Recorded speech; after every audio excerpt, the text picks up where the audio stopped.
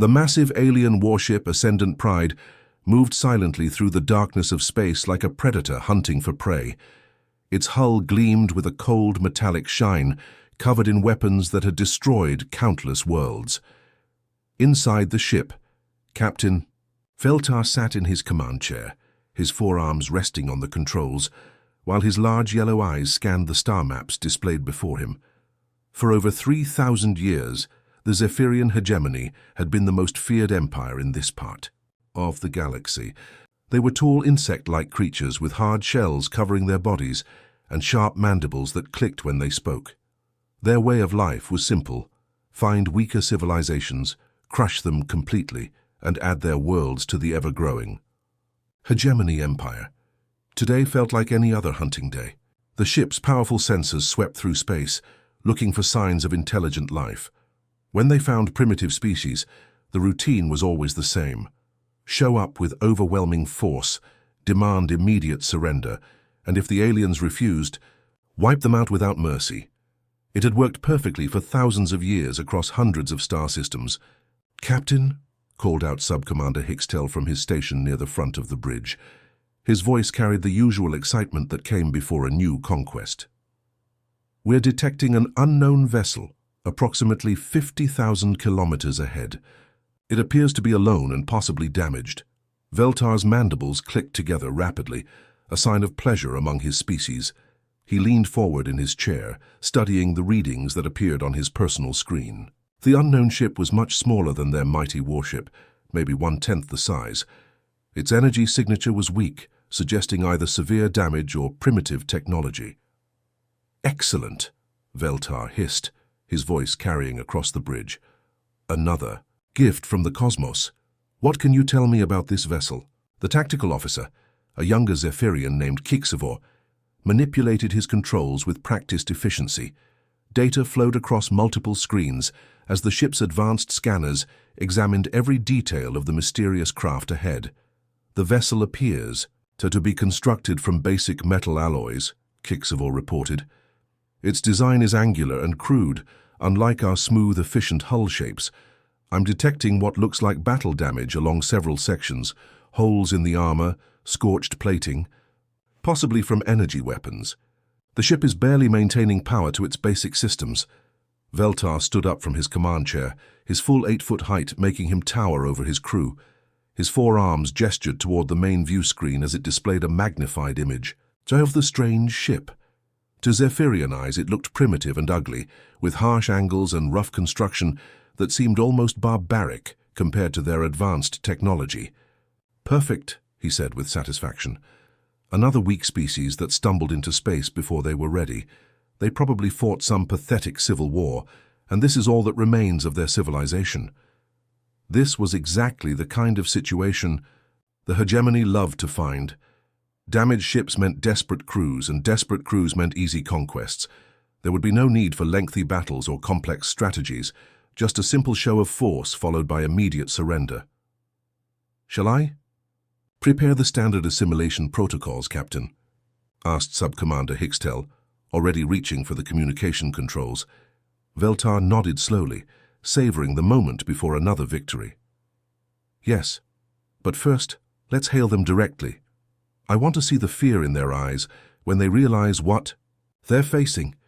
It's always amusing to watch primitive species grovel before our superior power." The bridge crew prepared for what they assumed would be another routine conquest, having no idea they were about to encounter something completely different from anything they had ever faced before. The communication system on the Ascendant Pride crackled to life as the alien crew established contact with the mysterious human vessel. Veltar expected to hear the usual sounds of panic, screaming voices, frantic shouting, maybe even crying as the primitive aliens realized they were about to face the mighty Zephyrian hegemony. Instead, what came through the speakers was something completely unexpected. A calm, steady voice spoke in clear, measured tones, without any hint of fear or desperation. "This is Captain Jin Ho of the United Earthship Sentinel. Please state your intentions." The entire bridge of the Ascendant Pride went completely quiet. Veltar's 4 yellow eyes widened in surprise, and his mandibles stopped clicking for the first time in hours. Around him, his crew members turned to look at each other with confused expressions. This wasn't how first contact was supposed to go. Sub-Commander Hickstel was the first to break the silence, whispering urgently to his captain. "Sir, they sound normal, almost like they were expecting us to call them." Veltar shook his large, insect-like head, trying to process what he had just heard. In over 3,000 years of hegemony expansion across the galaxy, every single species they encountered had reacted the same way. First came terror when they saw the massive Zephyrian warships. Then came desperate attempts to communicate, usually involving lots of screaming and begging. Finally came either immediate surrender or futile attempts to fight back before being completely destroyed. But this human captain sounded like he was simply answering a routine business call. There was no fear in his voice, no panic, no desperate pleading. He had asked for their intentions as if he actually expected a reasonable conversation between equals. "Perhaps they don't understand the situation," suggested Tactical Officer Kixvor from his station. "Their translation systems might be malfunctioning. They probably think we're just another trading vessel or explorers." Veltar decided to make the situation perfectly clear. He stood up to his full imposing height, activated the visual communication system so the humans could see his fearsome appearance, and delivered the standard hegemony ultimatum that had terrified countless civilizations across the stars. "I am Captain Veltar of the Zephyrian hegemony," he announced, his voice carrying all the authority and menace that had crushed the spirit of hundreds of different alien species. "You will submit to our rule immediately or face complete annihilation. Your choice is very simple. Surrender now and live as our slaves, or refuse and die in the next few minutes." He paused dramatically, waiting for the inevitable response. Usually this was when the screaming started. Sometimes alien leaders would try to negotiate, offering their planet's resources in exchange for mercy. Other times, they would simply break down and surrender immediately, overwhelmed by the terrible reality of their situation. But Captain Jin Ho's response was delivered in exactly the same calm, professional tone as before, as if Veltar had just asked him about the weather, rather than threatening to destroy his entire ship and everyone on it. "Captain Veltar, I respectfully decline your offer. Perhaps you should reconsider your approach." The silence that followed was so complete that the only sound on the Zephyrian bridge was the soft humming of the ship's engines. Every crew member stared at the communication console as if it had just spoken an alien language they couldn't understand. "Did he just—" Sub-Commander Hickstel began, but couldn't finish his sentence. "He politely declined annihilation," Kixvor whispered in amazement. "He actually said no to us and suggested we reconsider our approach." Veltar felt something he hadn't experienced in decades: complete confusion. No species in the entire recorded history of the hegemony had ever responded to their ultimatum with polite refusal and friendly advice. It was like the human captain didn't understand that he was facing the most powerful military force in this part of the galaxy. The crew waited for their captain's orders, but Veltar found himself speechless for the first time in his long military career, staring at the communication system and wondering what kind of species they had just encountered. Captain Veltar's anger boiled over as he processed the humans' casual dismissal of his threats. His forearms clenched into fists, and his mandibles clicked rapidly in a pattern that every Zephyrian recognized as pure rage. In his 3 centuries of military service, no inferior species had ever dared to speak to him with such disrespect. "These primitives mock us," he hissed to his bridge crew, his voice dripping with fury. "They think their damaged little ship can stand against the might of the hegemony. It's time to show them the error of their ways." He turned toward his weapons officer, a battle-scarred veteran named Zekthul, who had served in dozens of planetary conquests. "Fire a warning shot across their bow. Use the plasma cannons, level 3 intensity. Let's see how brave they are." When they watched their hull plating melt, Zekthul's fingers danced across his control panel with practiced efficiency. The Ascendant Prides. Main plasma cannon powered up with a deep, threatening hum that vibrated through the entire ship. This weapon had reduced asteroid fields to dust and turned enemy vessels into floating scrap metal. Even at reduced power, it should be more than enough to terrify the humans into submission. Firing now, Captain, Zekthul announced.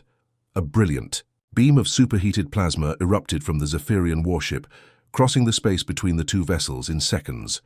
The crew watched on their screens as the deadly energy struck the human ship's hull, exactly where it should have caused maximum visible damage.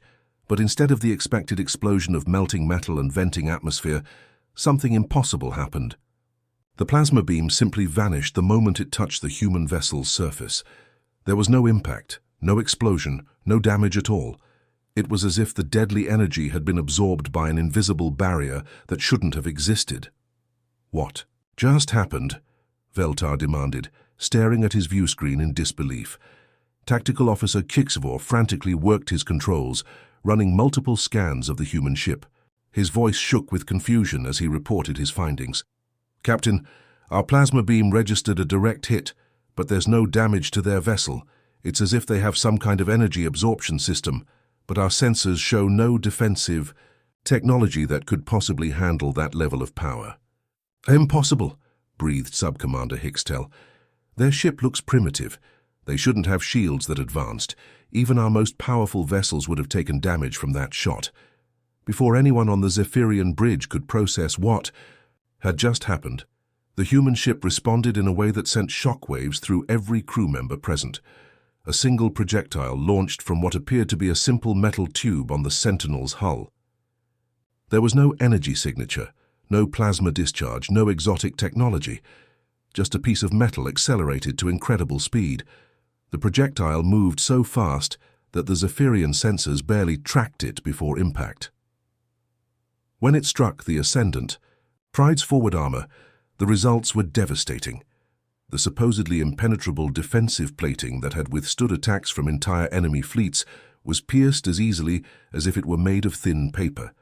Alarms blared throughout the ship as damage reports flooded in. The single metal projectile had punched completely through 3 decks, destroyed 2 secondary weapon systems, and left a perfectly round hole that vented atmosphere into space before emergency systems could seal the breach. Damage report! Veltar roared, his voice barely audible over the chaos of emergency sirens and shouting crew members. Captain, we have a hull breach on decks 7 through 9, reported the ship's engineer over the intercom. The projectile went straight through our forward armor like it wasn't even there. We're sealing the damaged areas now, but, sir, our armor is supposed to be able to stop anything. The bridge fell silent, except for the ongoing alarms. Every Zephyrian crew member stared at their damage displays, trying to understand how a primitive kinetic weapon had accomplished what advanced enemy fleets had failed to do for thousands of years. Then Captain Jinho's calm voice came through, the communication system again, sounding exactly as composed as before. That was a warning shot, Captain. I suggest we talk. The simple statement hit the Zephyrian crew like another physical blow. Their most powerful weapon had been completely ineffective against the human ship, while the humans' response had devastated their defenses with casual ease. The emergency lights flashed red across the Ascendant Pride's bridge as repair teams rushed to fix the massive hole torn through their ship's armor. Veltar stood frozen at his command station, watching damage reports flood his screens while trying to understand what had just happened. His supposedly invincible warship had been crippled by a single shot from what looked like the most basic weapon imaginable. Captain Jinho's voice came through the communication system again, but this time he wasn't delivering ultimatums or making threats. Instead, he sounded like a teacher explaining a simple lesson to confused students. You see, Captain Veltar, Jinho said in the same calm, conversational tone he had used from the beginning, humanity has been at war for thousands of years. But we haven't just fought against other species or alien invaders. We've been fighting against each other, against our own planet's harsh environments, against diseases, natural disasters, and even the basic laws of physics that tried to keep us trapped on one world. Veltar's crew exchanged worried glances. This wasn't how conquered species usually talked. Most aliens begged for mercy, or tried to negotiate once they realized the power of hegemony weapons. But this human captain sounded like he was giving a history lesson while his ship systematically destroyed their defenses. Every single day of human existence has been a struggle for survival, Jinho continued. We had to learn that intimidation doesn't win wars, preparation does, intelligence does, adaptability does. We don't fight to scare our enemies into submission. We fight to make absolutely certain that we survive while they don't. Another voice joined the communication channel, this one belonging to a human female, who spoke with the confident tone of someone who truly understood her job. This is Lieutenant Sora from Weapons Control. Captain Veltar, I want you to understand something important about this ship and every other human vessel in space. Veltar found himself listening despite his growing fear. There was something in the human voices that demanded attention, a quiet confidence that came from absolute certainty rather than arrogance. Every single system on the Sentinel was designed, built, and tested for one specific purpose, Sora explained, to make sure that human crews return home safely while anyone who threatens them doesn't. We've spent centuries perfecting this approach, and we've had to get very creative about it. As if to demonstrate her point, another precise shot from the human ship struck the Ascendant Pride. This time it wasn't a kinetic projectile, but some kind of focused energy beam that surgically removed their primary plasma cannon without damaging anything else around it. The weapon simply ceased to exist, leaving behind only a smooth hole where it had been mounted. "Impossible," whispered Tactical Officer Kixvor. "They hit our main gun's power coupling directly. They shouldn't even know where that is located." Before anyone could respond, a third shot disabled their secondary weapons array with the same surgical precision. Then a fourth took out their missile launcher. Each attack was perfectly targeted to eliminate specific threats without causing unnecessary damage to the rest of the ship. "How are they doing this?" Sub-Commander Hixtel asked in amazement. "They're hitting targets that aren't even visible from outside our ship." Captain Jinho's voice returned to the communication channel, answering their question with terrifying simplicity. "We've been studying your ship's design for the past 20 minutes, Captain. Every hegemony vessel follows the same basic construction patterns. Once you understand the logic behind your engineering, it becomes quite easy to predict where your vital systems are located." The words sent a chill through every Zephyrian on the bridge. While they had been focused on delivering threats and showing off their superior firepower, the humans had been calmly analyzing their ship's weaknesses and planning exactly how to exploit them. "This is what I mean by creativity," Jinho continued. "Your people have relied on overwhelming force for so long that you've forgotten the most important rule of warfare. Know your enemy better than they know themselves. Humans learned that lesson the hard way, fighting each other for millennia before we ever reached the stars. Another weapon system vanished from the Ascendant Pride as a precisely aimed shot eliminated their torpedo launcher. The humans weren't trying to destroy the Zephyrian ship. They were methodically and carefully removing its ability to fight back while keeping the crew completely safe. Every human who goes into space carries with them the accumulated wisdom of thousands of years of warfare," Jinho said. "We've turned survival into a science, Captain, and right now you're getting a demonstration of what that science can accomplish." With his ship's weapon systems completely disabled and his crew staring at him in confusion, Captain Veltar made the decision that had saved hegemony forces countless times before. He activated the emergency beacon that would bring reinforcements from the nearest patrol fleet. "All hegemony vessels in Sector 7, he broadcast on the military frequency. "This is Captain Veltar of the Ascendant Pride. We are under attack by an unknown hostile force. Request immediate military assistance." Within minutes, the space around the two ships began to shimmer and distort as 12 massive hegemony warships dropped out of hyperspace. Each vessel was as large and heavily armed as the Ascendant Pride, their hulls bristling with weapons designed to level entire cities. The combined firepower of 13 hegemony ships had never failed to crush any opposition they had ever encountered. Admiral Kethran's voice boomed across all communication channels as his flagship, the Eternal Dominion, took position at the center of the formation. "Captain Veltar, report your status immediately." "Admiral, we have encountered a single human vessel that has somehow disabled all of our weapons systems," Veltar replied, his voice shaking with embarrassment. "Their technology appears to be far more advanced than our initial scans indicated." Kethran studied the tactical display showing the lone human ship surrounded by 13 hegemony vessels. The situation looked absurd, like a single small fish facing down a school of predatory sharks. One ship has defeated the Ascendant Pride? That's impossible, Captain. You must have suffered some kind of system malfunction. Before Veltar could respond, Captain Jin Ho's calm voice cut through their military communications as if he were part of their conversation. This is your final warning to all hegemony vessels. Withdraw from this area immediately, and this confrontation can end peacefully. No one needs to be hurt today. Admiral Kethran's mandibles clicked with amusement as he looked at his tactical display. The human ship was completely surrounded and outnumbered 13-1. Even if it had somehow managed to damage the Ascendant Pride, there was no possible way a single vessel could stand against an entire battle fleet. Human Captain, Kethran replied with the kind of confidence that came from commanding overwhelming force. You are facing 13 of the most powerful warships in this sector of the galaxy. One primitive vessel against 13 advanced battleships? You're either the bravest creature I've ever encountered, or you're completely insane. A new voice joined the communication channel, this one belonging to a human female who spoke with quiet authority. This is Commander Haye Jin from the bridge of the Sentinel. Admiral Kethran, we're actually neither brave nor insane. We prefer the term prepared. As she spoke these words, something extraordinary began to happen to the human ship.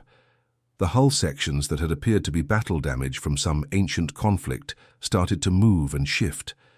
Metal panels slid aside to reveal hidden compartments underneath. Weapon ports that had been completely invisible moments before opened along the ship's surface like mechanical flowers blooming in space. The Sentinel began to transform before the eyes of the amazed hegemony crews. What had looked like a damaged, barely functional vessel revealed itself to be something far more sophisticated. The rough, battle-scarred exterior had been nothing more than camouflage hiding the ship's true nature. Gun turrets emerged from concealed positions along the hull. Missile launch tubes extended from what had appeared to be structural damage. Energy weapon arrays unfolded from sections that had looked like they were falling apart. The human ship grew larger and more threatening with each passing second as its hidden systems came online. "By the ancient gods," whispered Tactical Officer Kixfor aboard the Ascendant Pride. The entire ship was disguised. What we thought was battle damage was actually concealed weapons. Admiral Kethran stared at his tactical display as the Sentinel's true capabilities became clear.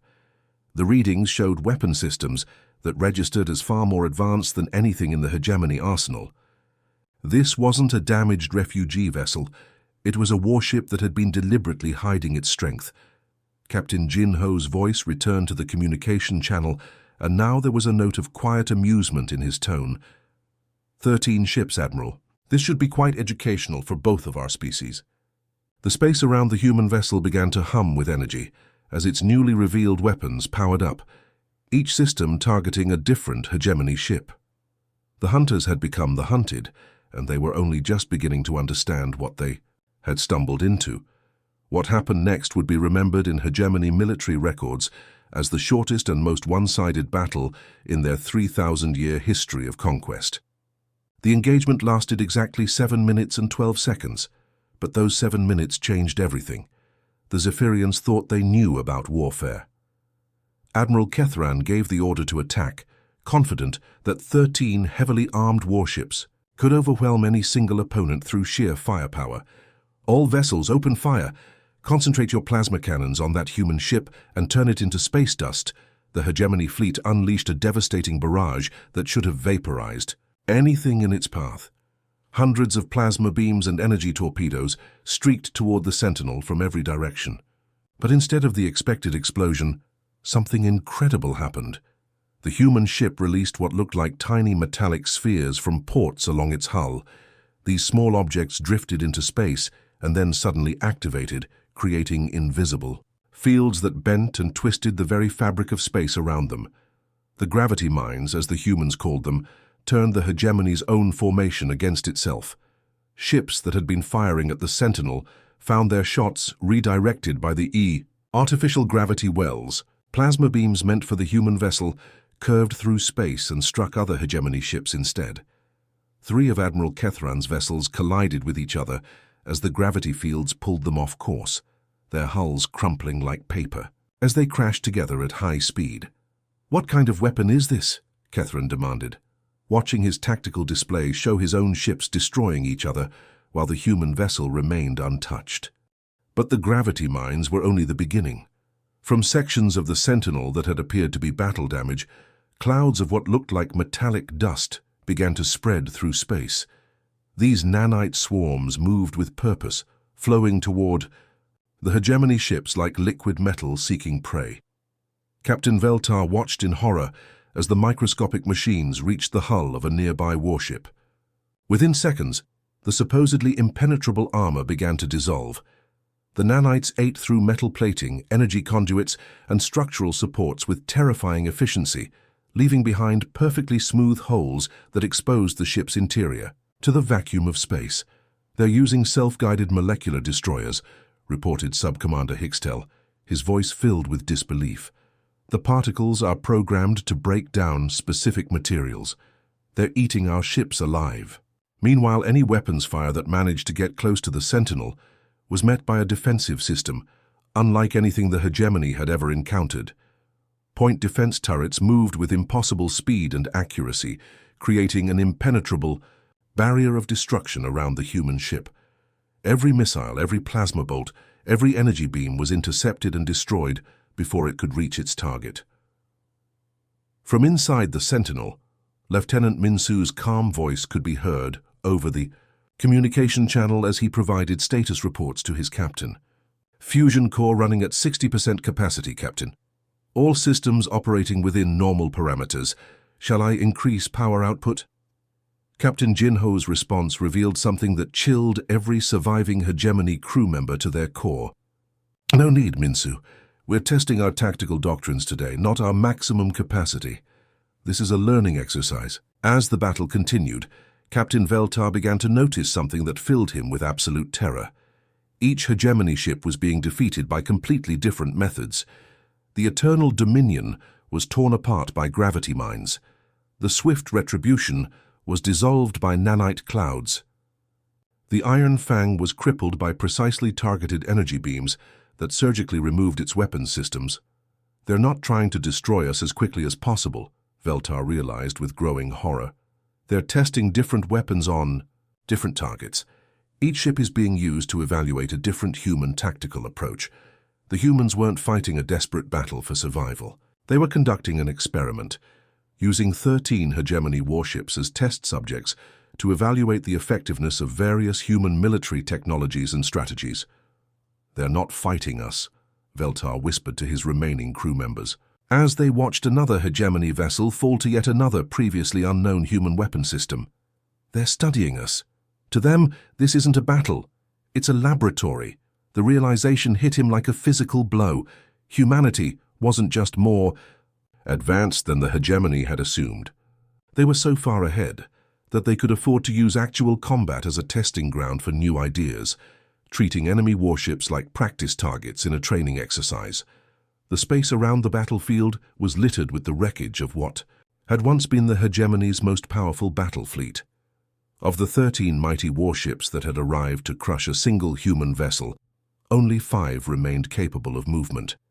The others drifted helplessly through space, their hulls torn open, their weapons systems destroyed, their crews barely alive in emergency life support compartments. Admiral Kethran's flagship, the Eternal Dominion, had lost its entire front section to a gravity mine explosion. Half of his bridge crew was dead, and the other half was desperately trying to keep their ship from breaking apart completely.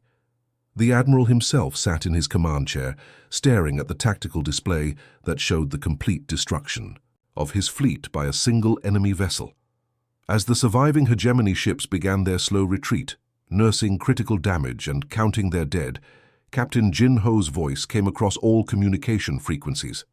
But instead of delivering threats or demanding surrender, he sounded like he was filing a routine mission report. "For the record," Jinho announced with casual authority, "the vessel you have been engaging is the UES Sentinel, a Horizon-class patrol ship. This class represents mid-tier capabilities in the United Earth-Space Navy's current fleet classification system. Captain Veltar felt his alien blood turn cold at these words. Mid-tier, the ship that had just single-handedly destroyed an entire hegemony battle fleet, was considered average by human standards. Additionally, Jinho continued in the same matter-of-fact tone, I should mention that we have been observing your Empire's activities for approximately 6 months. During this time, we have conducted detailed analysis of your military tactics, ship designs, weapon systems, and overall strategic capabilities. The surviving hegemony crews listened in stunned silence as the human captain revealed information that shattered everything they thought they knew about their situation. The humans hadn't stumbled into hegemony space by accident. They had been watching, studying, and preparing for this encounter for months, while the Zephyrians remained completely unaware of their presence. 6 months, whispered Sub-Commander Hickstel aboard the crippled Ascendant Pride. They've been studying us for 6 months and we never detected them. Before anyone could fully process this revelation, another voice joined the communication channel. This new speaker had an even more authoritative tone than Captain Jinho, suggesting someone of much higher rank in the human military hierarchy. Captain Jinho, this is Admiral Tae-young. Please provide your assessment of how our field test proceeded. The casual way the human admiral referred to the devastating battle as a field test sent shockwaves through every surviving hegemony crew member. What they had experienced as a desperate fight for survival had been nothing more than an experiment to the humans. Excellent results, Admiral, Jinho replied, in the tone of someone delivering a routine status report. Hegemony military doctrine appears to be based primarily on intimidation and overwhelming numerical superiority. Their tactical thinking is quite primitive by our standards. I recommend updating our threat assessment of this species from unknown to minimal. Captain Veltar's crew turned to look at him with expressions of absolute terror. The implications of what they were hearing were almost too horrible to comprehend. They had thrown their most powerful warships against what they believed to be humanity's finest vessel, only to discover that it was merely an average patrol ship conducting a training exercise. Minimal threat, Tactical Officer Kixfor repeated, in a voice barely above a whisper. They consider the entire hegemony to be a minimal threat. The communication channel crackled again as Admiral Tae-young's voice returned. Understood, Captain. Your analysis matches our preliminary observations. Are you ready to proceed to Phase 2 of our first contact protocols? Phase 2, Jinho responded. Yes, Admiral. All test parameters have been satisfied. The hegemony fleet is sufficiently reduced to ensure compliance. Shall I transmit the standard terms for peaceful coexistence? Veltar realized with growing horror that the humans had planned this entire encounter from beginning to end. They had allowed the hegemony to discover their ship, permitted them to call for reinforcements, and then systematically destroyed the responding fleet, all as part of a carefully orchestrated first contact procedure. They knew we would come, he said to his crew, his voice shaking with the magnitude of this realization. They wanted us to bring our entire battle fleet. This was all planned from the very beginning. The humans hadn't been caught off guard by hegemony aggression. They had been expecting it, preparing for it and using it as an opportunity to demonstrate their overwhelming superiority while gathering detailed intelligence about their new neighbors. Military capabilities. As the surviving hegemony ships limped away from the battlefield, their crews began to understand that they had just witnessed the beginning of a new era, one in which the Zephyrian hegemony was no longer the dominant power in this part of the galaxy.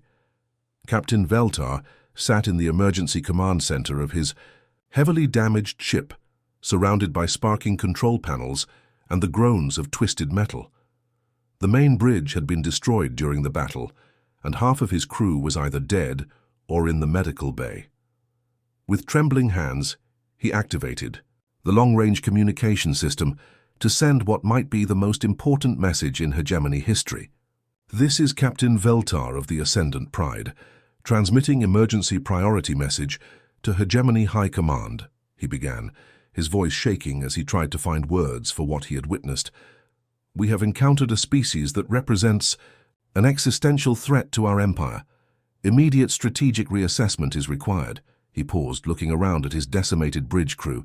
Sub-Commander Hickstel was nursing a broken arm, while Tactical Officer Kixvor stared at his damaged displays with the expression of someone whose entire worldview had been shattered. The humans don't simply possess superior weapons technology, Veltar continued, his voice growing steadier as he forced himself to focus on the military implications. They approach warfare in a fundamentally different way than any species we have ever encountered, where we rely on intimidation and overwhelming force. They have turned destruction into a precise science. The captain activated his personal recording device, knowing that Hegemony Command would need to see the battle footage to believe what had happened. Every engagement with human forces provides them with detailed intelligence about their enemies. They don't just fight to win, they fight to learn. Today's battle was not a desperate struggle for survival on their part. It was a carefully planned intelligence-gathering operation. As Veltar spoke, Tactical Officer Kixvor was running long-range sensor sweeps to assess the broader strategic situation. What he discovered made his remaining good eye widen with terror. His clawed hands shook as he manipulated the controls, double-checking and triple-checking readings that seemed impossible. "Captain," Kixvor interrupted, his voice barely above a whisper, "you need to see this immediately." The tactical display flickered to life, showing a map of hegemony space that stretched across dozens of star systems. Red markers indicated the locations of their most important worlds, the core planets that housed billions of Zephyrian citizens and contained the Empire's most vital military installations. Around 17 of these crucial worlds, new contacts, appeared on the display. Human ships, each one larger than the Sentinel that had just destroyed their entire battle fleet, sat in perfect positions to threaten the hegemony's most important systems. "By the ancient gods," breathed Subcommander Hixtel, "how long have they been there?" Kixvor's analysis of the sensor data revealed the terrifying truth. Based on the energy signatures and positioning, these ships have been in place for weeks, possibly months. They're not attacking our worlds. They're just waiting, watching. They have our entire empire surrounded. The implications hit Captain Veltar like a physical blow to his chest. While the hegemony had been focused on this single encounter with one human patrol vessel, humanity had been quietly positioning forces throughout their territory. The battle they had just fought wasn't first contact. It was the final move in a strategic game that had been playing out for months without the Zephyrians even realizing they were participants. "They knew we would come here," Veltar whispered, the full scope of human planning becoming clear to him. "They wanted us to bring our battle fleet. They wanted us to see their capabilities. This entire encounter was designed to demonstrate their power while gathering intelligence about our military response." Before he could continue his transmission to High Command, Commander Haye Jin's voice came through the communication system, one final time. Her tone was calm and professional, but carried an authority that made it clear she was delivering an ultimatum rather than making a request. "Captain Veltar, I want you to understand something very important. Your empire's age of expansion ends today. But this doesn't have to happen through conquest, occupation, or the destruction of your worlds. You have a choice to make." The human commander paused, letting her words sink in before continuing. "Humanity offers the Zephyrian hegemony the opportunity to coexist peacefully in this galaxy. Withdraw your forces to your original territories, cease all aggressive expansion, and enter into peaceful relations with us. The alternative is that we demonstrate to your entire empire what you witnessed here today." Veltar looked at the tactical display showing human ships positioned around their most important worlds, then at the wreckage of what had once been the hegemony's most powerful battle fleet. "Choose wisely, Captain," Haye Jin concluded. "Your decision will determine whether your species has a future among the stars." 3 weeks after the battle that changed the balance of power in this sector of the galaxy, Captain Veltar received an official communication from the highest levels of hegemony leadership. The message was brief, direct, and represented the end of an era that had lasted for over 3,000 years. The Zephyrian hegemony was officially abandoning its policy of aggressive expansion and territorial conquest. For the first time in their recorded history, they would no longer seek to dominate other species or claim new worlds for their empire. The decision had been unanimous among the High Council after Admiral Tae Young's human fleet had appeared in orbit around several of their most important worlds. The demonstration that followed had been brief but devastatingly effective. Without firing a single shot, the human ships had shown the hegemony exactly what would happen if they chose to continue their aggressive ways. A single human vessel had disabled the planetary defense systems of 3 different worlds simultaneously, using technology that the Zephyrians couldn't even begin to understand. The message was clear.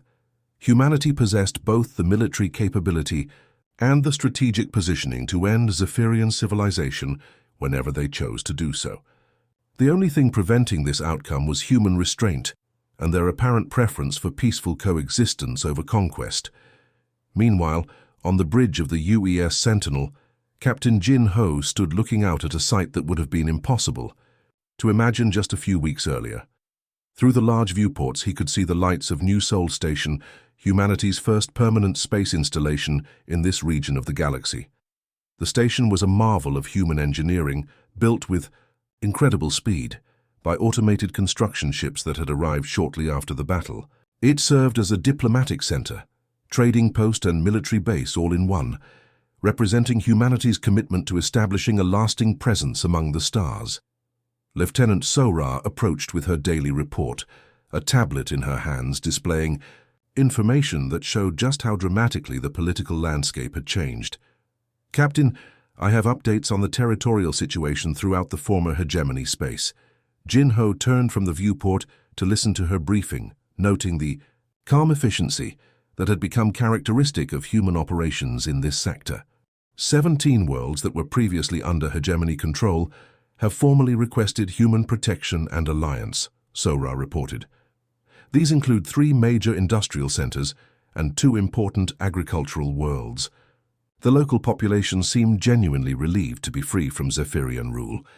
The captain nodded, reviewing the information on her tablet. The speed with which former hegemony colonies had sought human protection spoke volumes about how these civilizations had really felt about their alien overlords. What the Zephyrians had called an empire, the conquered species had experienced as oppression. The Zephyrians themselves have withdrawn all military forces to their original core systems, Sora continued. They've also signed formal agreements accepting our terms for non-aggression. Admiral Tae-young reports that they seem genuinely committed to peaceful coexistence. Commander Hye-jin approached from her station at the tactical console, her expression indicating that she had new information to share. "Captain, our long-range sensor arrays have detected something interesting. We're picking up signs of 3 previously unknown civilizations in the outer spiral arms." Jin Ho looked at the star chart she displayed, showing the locations of these new contacts. Each one represented a potential first contact situation, but now humanity approached such encounters from a position of proven strength rather than unknown vulnerability. "What are your orders, sir?" Hye-jin asked. Captain Jin Ho smiled quietly, remembering how different things had been just a few weeks ago when they had encountered the hegemony patrol. "Prepare our first contact protocols, Min-su. The peaceful ones?" Ensign Min-su, who had been monitoring the communication systems, nodded with understanding. "Of course, Captain. Though I should probably mention that our peaceful first contact protocols still involve deploying a full battle group, just in case the new species turn out to be aggressive like the hegemony was." "Naturally," Jin Ho agreed, his smile widening. "Slightly. After all, we're human. We've learned that the best way to ensure peace is to be thoroughly prepared for war.